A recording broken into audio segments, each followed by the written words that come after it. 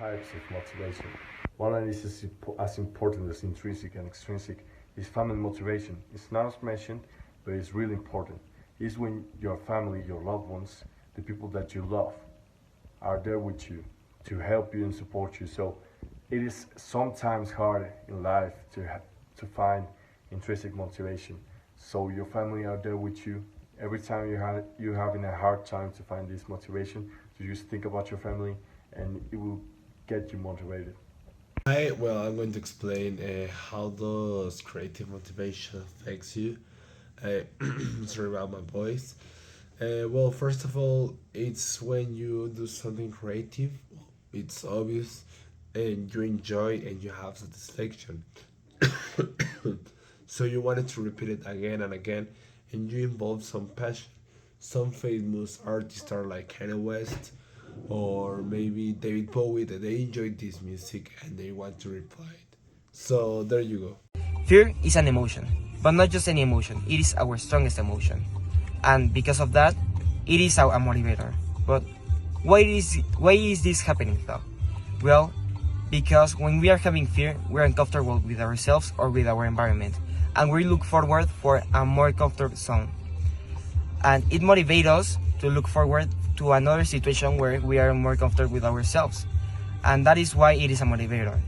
And as a fun fact, fear it is our strongest motivation. Thank you. Positive motivation. When a person wants to pursue a certain outcome to gain a reward or to instead work something negative. Hello, we're going to explain what is motivation and the types of it.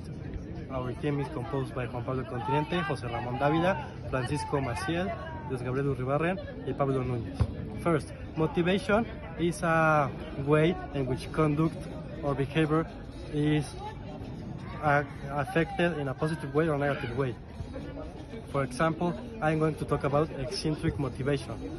Eccentric motivation is when you do something to achieve a goal, when you study for a good grade, when you practice football to become better, when you go to the gym to get stronger, when you go to talk to persons because you want to socialize. It's when you do an activity and you are concentrating in the goal that repetition of that can give you.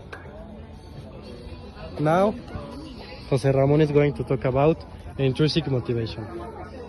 Yes, other type of motivation is the intrinsic motivation.